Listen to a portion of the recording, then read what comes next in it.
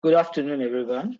My name is Pankaj Moore, and I'm the solution architect for Ingram Micro for the VMT, as well as for Cisco and IBM. We also have Bernard, who is the BDM for Veeam, and Jacob, who is the MDM for Veeam. Welcome all to this session. Just a bit of housekeeping rules. Everybody will be on mute during the session.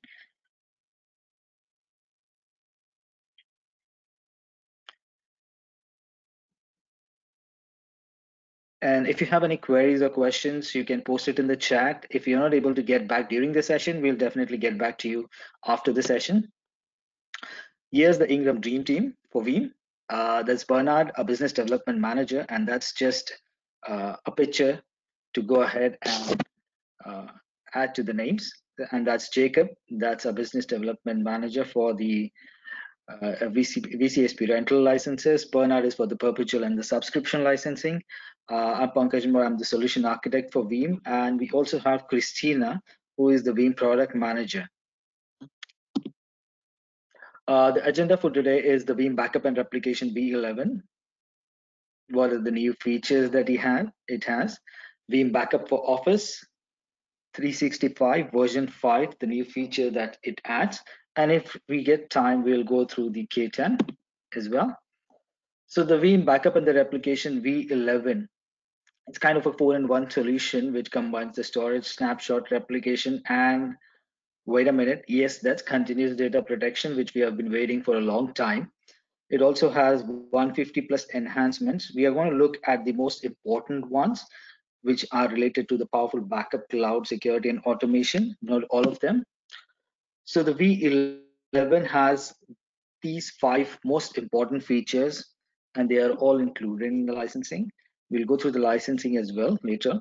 So continuous data protection, a hardened Linux repository, archive tier, instant recovery for SQL, Oracle, and NAS, Veeam powered backup as a service, and disaster recovery as a service. So the key capabilities, what do we achieve by continuous data protection? So continuous data protection is most importantly used for the most critical workloads which require near zero RPO, that is recovery point objective, minimizing the data loss in the environment. So quite a lot of time what happens is we have a critical work environments and we back it up with the rest of the data. And when we try to go ahead and recover, it takes an unusual amount of time for the businesses to come back online. With the continuous data protection feature, we have the near zero RPOs. That means it's a continuous data protection which happens in real time, and we can quickly get the environment back on track with the help of this feature. This is mostly used for the critical environment, for your critical virtual machines, for your critical storage. And the drivers for the change are business continuity. So because we require critical workloads to be back online as quickly as possible, the most important reason why we have introduced the continuous data protection, and meeting the internal and external SLAs and the associated costs that come with it. So what it does, it eliminates the downtime, and most importantly, we can customize the RPOs. Okay. Also, we have very low level of granularity. For example, if you want to go ahead and recover specific amount of data, we can, or a specific, or take the system back to a specific desired point of time, we can actually go ahead and use the continuous data protection mode. Well, it looks good, but how does it actually work? So we have the CDP coordinator who goes ahead and initiates the replication with the help of the daemon and proxy. It takes care of all these by working at the VMware level. And there are 2 ways that we can go ahead and do it. One is the short-term retention, which is a point-in-time failover and is a crash consistent. And the other one is a long-term retention, which is an application aware or crash consistent. It can be either of them. And permanent failover and failback will be just exactly as we do in the replication jobs. So with the short-term retention, We can have a minimum 2 seconds, but the recommendation is not to have it less than 15 seconds. Again, this is just a crash consistent recovery. And with the long-term retention, we do have it as a CDP policy. And if this is an application consistent recovery can happen. So the CDP coordinator, as we spoke earlier, takes care of the CDP jobs, and it does it with the help of the top level manager, which handles communication directly with the vCenter in VMware and assigns all the CDP tasks. With the failover and the failback, the third step, it happens as usual with the replication. So you can go ahead and right click on the failover and select the failover node, and the failover plans are supported. We can also go ahead and test it in case of unplanned disaster. So it can be done. We can always go ahead and test the disaster. The feature comparison between the replica and the CDP. So when it comes to replica, fail and CDP, both failover and failback are supported. But when it comes to planned failover, okay, the replica is only supported. For the failover plan, both of them are supported. As shown in the slide, you will see there are quite a lot of features that are supported by CDP. Also, when you need to ensure that your RPOs are where they need to be. We need to make sure that we have RPO reporting.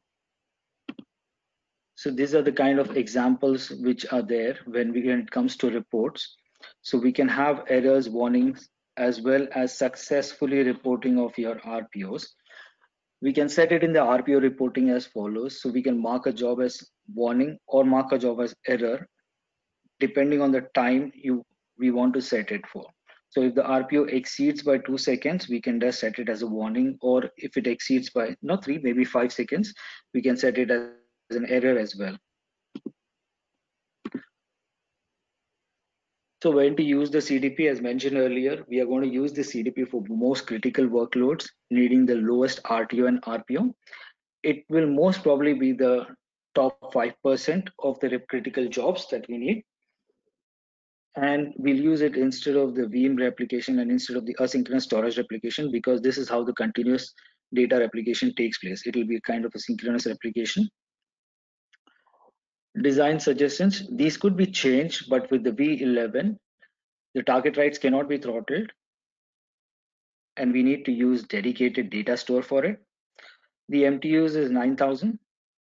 We need dedicated VM kernel links preferred to the network, as well as dedicated proxies for the source and the target. We do have large proxies, and we have at least 2 for redundancy. We need at least 1 proxy server per ESXi environment. So ESXi to VM is sometimes faster than the physical proxy. We need to have better workload distribution between the local proxy preferred by the scheduler. The second most important feature is the hardened repository. And we need to harden the Linux repository because of the malware. So we have recently seen how organizations have been disrupted by malware. And the worst case scenario would be where your backups are also infected by malware. So you go ahead and go do the recovery of the data, and you realize that all the data which has been recovered is already infected, since your backups are infected with malware. So with the version V11, we have the hardened Linux repository. And this is to prevent the growing risk of cyber threats. It keeps our repositories malware safe, and it focuses on the secure recoverability of the data.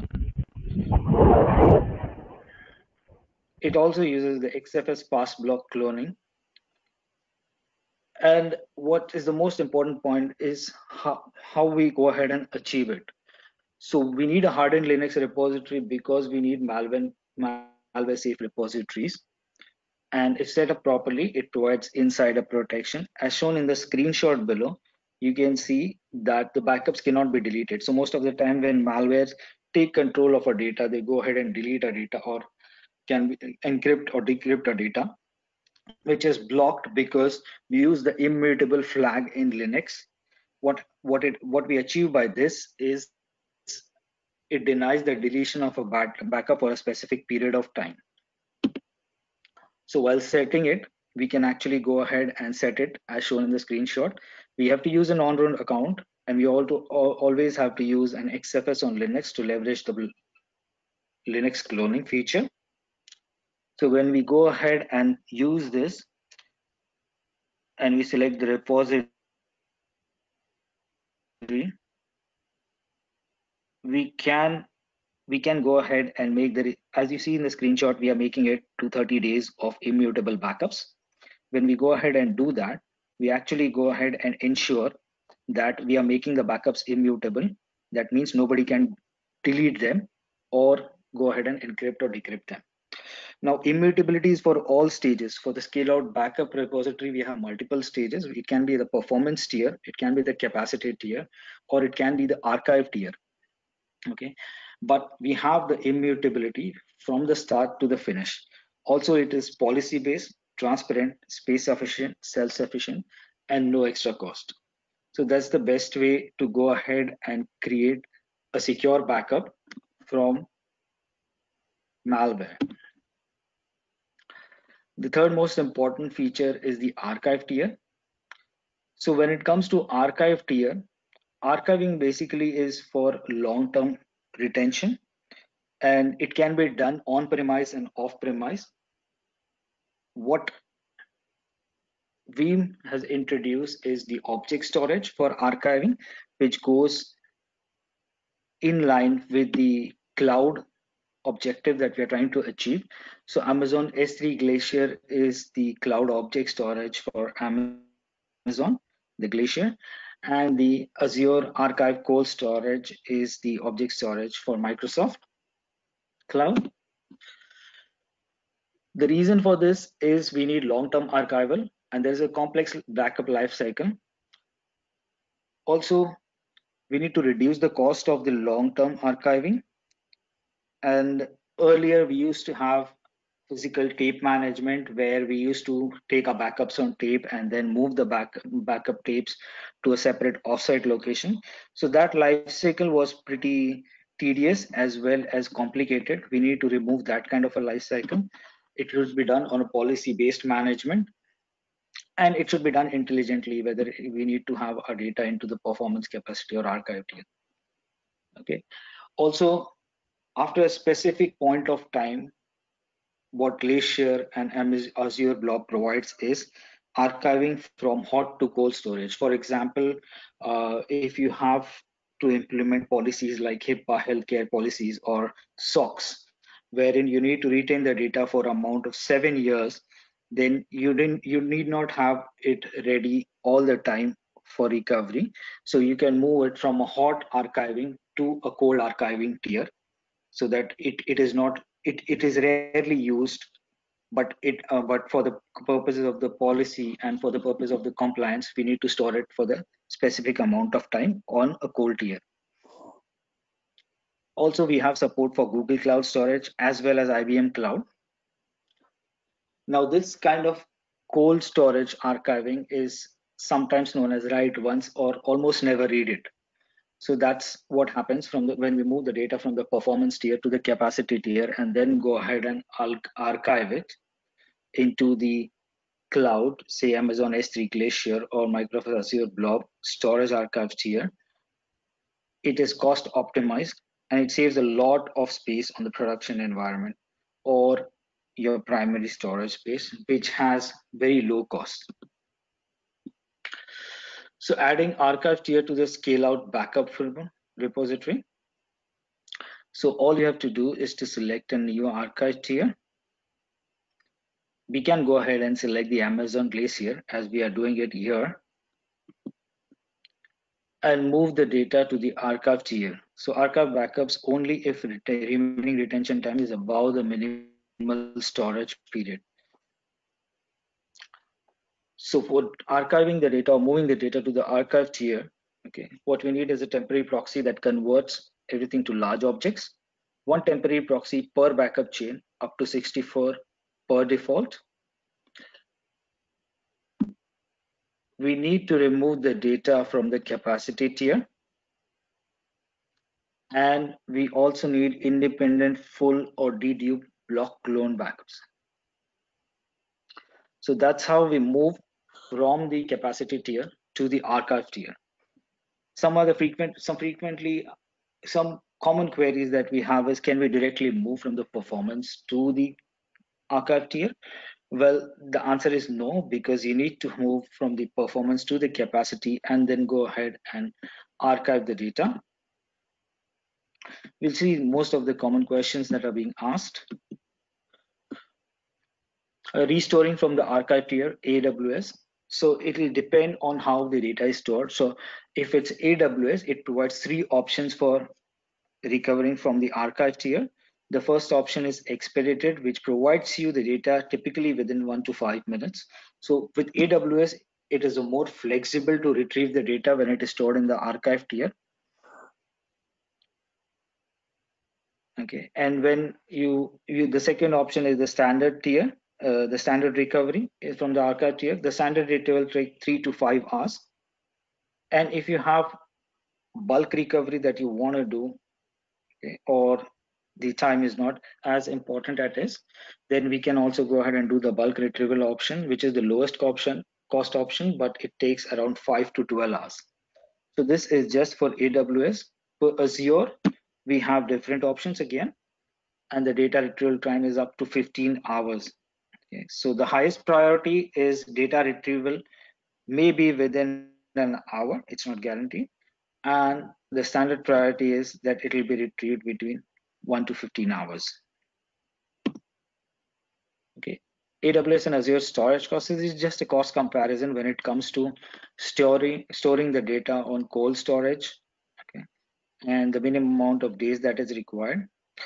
As you see, the cost moves from standard S3 storage to standard one zone storage to Glacier. So Glacier is the cheapest and the low cost retention object storage for your data. As I said, the commonly asked questions are, can we go from the performance to the archive tier? No, you have to go through the capacity tier. Can I use on-premises S3 storage with the archive tier? Well, no, because you have to move from AWS to AWS or Azure to Azure if possible. And the most important, immutability for Azure.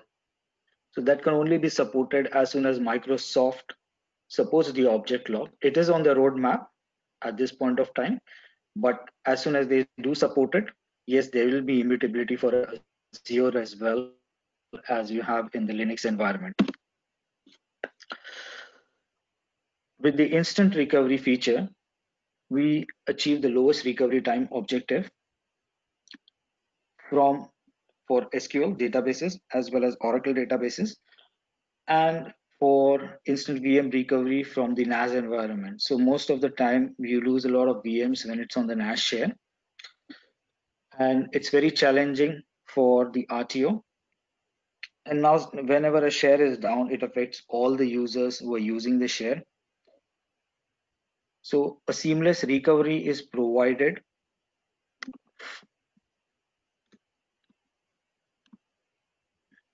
for Microsoft SQL, Oracle, and NAS backups. With the help of instant recovery, a field SQL or an Oracle database, regardless of the size, can be brought back into the environment very quickly, as well as we can reduce the amount of disruption because of a NAS downtime.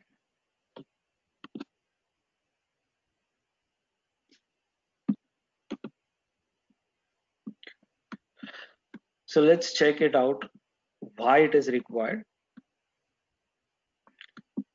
Most of the time, database stores all the data, and there are some critical databases which need to be backed up in seconds. Whether they are physical or virtual servers, instant recovery for production database is a must. And most importantly, you always need to have a backup database so that with continuous replication, so that we can bring the database or switch over to the backup database as quickly as possible from the log files. So both of them work in different ways in different databases. When it comes to instant database recovery for SQL, this is how it works. So in the SQL, first of all, the mount server database is copied to the database server and the files are emulated. And after that, it goes ahead and caches, restore, and syncs the emulated files to the database files. This kind of sync is a continuous sync that happens. The sync mode can run indefinitely. So what happens is we continuously have replication of the database. And then at the end, we can switch the database to finalize the restore. So this is just a method that's used in SQL to switch from one database to another.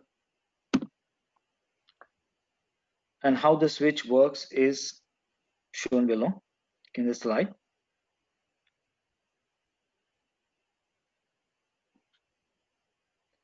But the similar process is not used when it comes to instant recovery for the Oracle. For the Oracle, we have to publish the data from the mount server to the database server and then start the database. Then we have to use the rmin to primary storage to duplicate the published database. And then for the Oracle, we need to apply the archive log files. So there's nothing such as caching, restoring, and syncing the database here. To switch over, what we do is switch the database to the restricted mode and then use the final log archive file. We then stop the database, apply those final archive logs, and then reconfigure the database to use the target database and start the target database. So why does Veeam use this technology and not more random? Because this technology is available in all of the Oracle editions. So clusters, that's exactly the reason clusters are not supported, because clusters require rmin. And the Delta data is stored on the mount server cache. So these are the most commonly asked questions.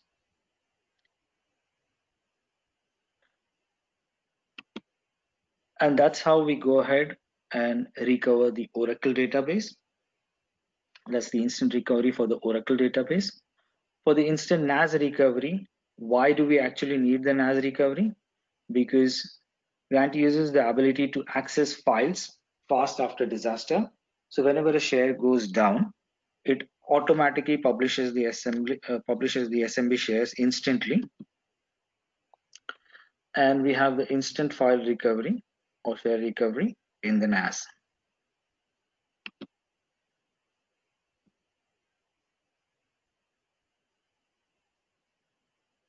So this is just a practical use case of how it actually goes ahead and switches transparently for the users. The last point is the Veeam powered BaaS and the DR as a service, which are being added to the Veeam Service Provider Console V5. So there is always a constraint on the budget when it comes to staffing, and the Veeam backup replication features unlocks this very most important feature for the service provider console, because of which we can rapidly shift to a remote workforce. This also helps in monitoring the cloud native backups.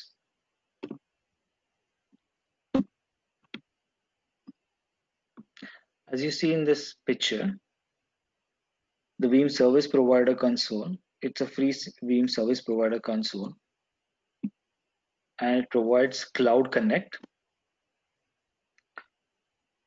So that's the customer environment at the bottom, which has virtual servers, workstations, physical servers, as well as NAS. And it can be accessed by the Veeam Service Provider Console.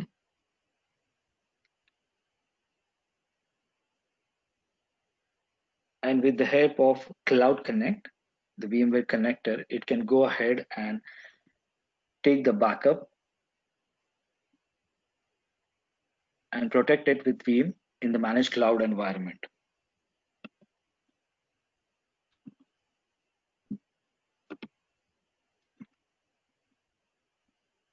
This picture shows how it actually works. So the reseller MSP is connected to different client sites with the help of Veeam backup and replication. And the Veeam backup agent goes ahead and backs up everything, sends it to the reseller MSP, from where it is connected to the Veeam service provider console, which is connected to Veeam Cloud Connect to store in the cloud repository.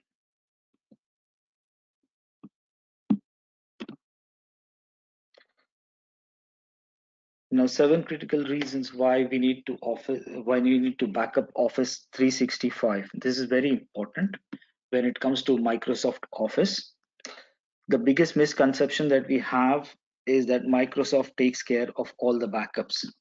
Well, Microsoft in its documentation clearly mentions that backups is not a responsibility of Microsoft, but the owner of the data. And why is it critical? Because a lot of time we have these 7 reasons. One is accidental deletion, retention policy gaps and confusion. Also, managing hybrid environments, email deployments. We may think that a lot of time these do not affect our data, but if you see the statistics performed by the IDC, almost 37% of the time data is deleted due to user error, also due to malware or security threats, we lose data. Due to the retention, because sometimes we do not have enough space to retain the data, we go ahead and change the retention policy, but the business isn't aware that the data was protected or not. So all of these reasons contribute to failed recoveries.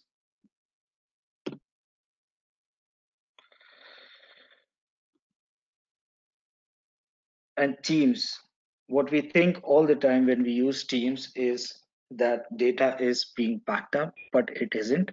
Teams is not a self-contained application, and the data is scattered all through Office 365. So let's see what's the responsibility of Microsoft, as well as what is the responsibility of the owner of the data. So when it comes to Microsoft, the uptime of the Microsoft Office 365 cloud service is the responsibility of the Microsoft. However, the access of and the control of the data residing in Office 365 is actually the user's responsibility.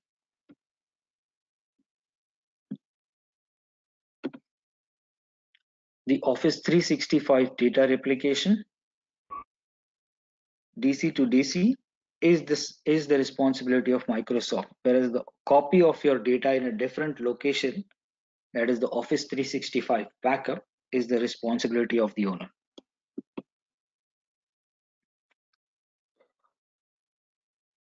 Microsoft 365 provides a limited short-term data loss recovery, which is not a point-in-time recovery. So if you need a full data retention, it is the job of the owner to ensure that you have point-in-time and granular recoveries. For example, recovering a specific email or a specific point in time. When it comes to security, at the infrastructure level, the physical, logical, app level, and the user admin is the responsibility of Microsoft. Whereas your responsibility is to protect it from the accidental deletion malwares, employee retaliation, evidence tampering. So that's just the internal. But again, ransomware, malware, hacker, rogue, this entire responsibility is with the owner of the data. When it comes to regulatory and compliance, Microsoft will protect the data privacy, the regulatory control, the industry certifications, and HIPAA and SOX. Whereas the data owner has to answer to corporate and industry regulation demands from internal legal and compliance officers. So you are still responsible to major part of your data. What exactly does Microsoft backup? So if you look at the following slide, you will realize it backs up the inbox or folder data in Office 365, and after 2 years, it moves it to archive. Recycle bin is permanently deleted after a month. Auto archive data moved to archive after a month. The first stage recycle bin permanently deleted after 3 months. And if employee leaves the company, the data is permanently deleted. So Office 365 backup and retention can only protect you from the data loss in a limited way. If you have to protect your data loss, we need something more, and that's where Veeam for Backup Office 365 comes into picture. So if you see, when you use Veeam for Microsoft Office 365 backup, your inbox or folder data is protected with Veeam for a period of 5 years and above. You can protect your deleted items, auto archive them, your deleted SharePoint, OneDrive, and now even the Teams. So what's new in version 5? So in the version 5 of Office 365, we have 5 times the backup infrastructure scalability increase, and that's because it's achieved with 50 remote proxies per single backup server. The workgroup environment support, because we can have additional remote proxies that can now be deployed in the workgroup environment itself. Faster population of objects in the backup job wizard. If you have to search a single user or a group, that search happens on the Azure AD side, which is very quick in searching the database and getting back. And that's why it's very faster population of objects in the backup job wizard. Twice the faster backup data migration to object storage because it's from the local repositories.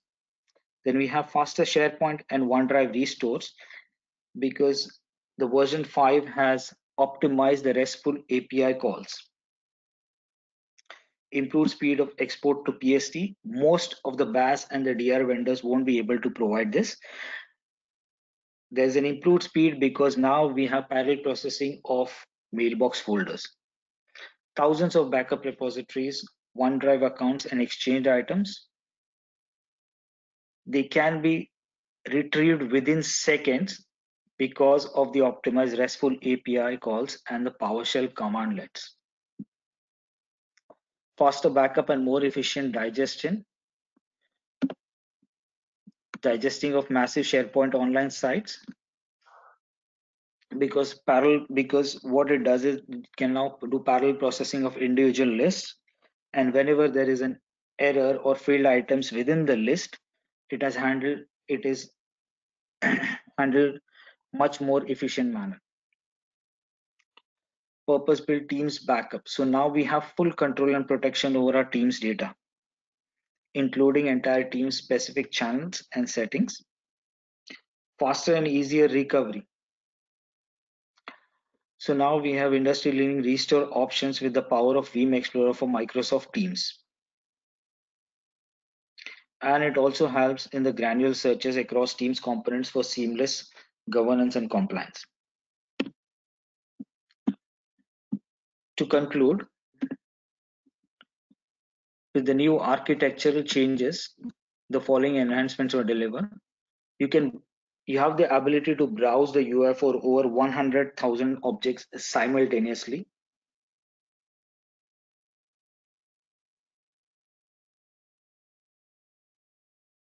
The parallel processing for digesting massive SharePoint online lists. Because of the faster PowerShell and REST API calls, the entire execution takes less than seconds. And we have superior integration and control over Teams because of the Teams data.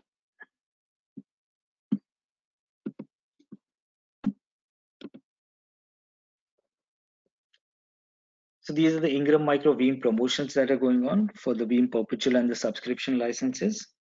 So any net new opportunities registered and valued between $1,000 to $15,000 are eligible for a $100 Visa e-gift card.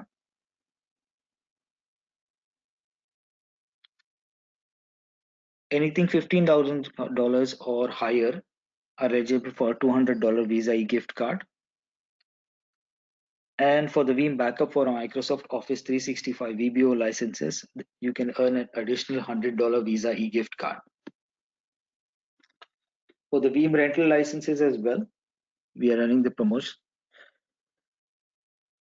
So if you register and upgrade your VCSP non-commit to VCSP 200 to 3,500 commit plan, you receive a $100 Visa e-gift card.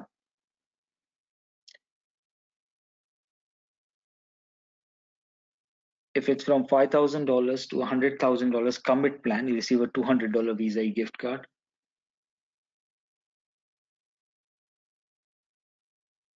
And if you register and upgrade your current VCSP commit plan to the next point plan threshold, you receive a $100 Visa e-gift card.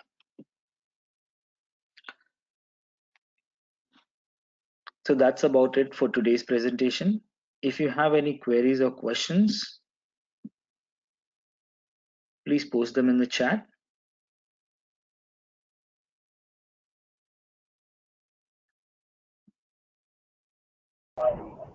Thanks, Prakash, for the presentation.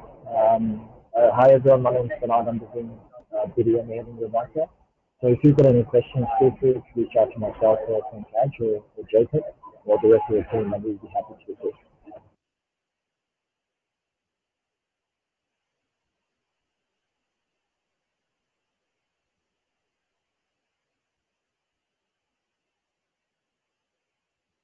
Well, I don't see any questions in the chat. However, please reach out to myself, Bernard, Jacob, if you have any kind of queries, and we'll be happy to help you out with it.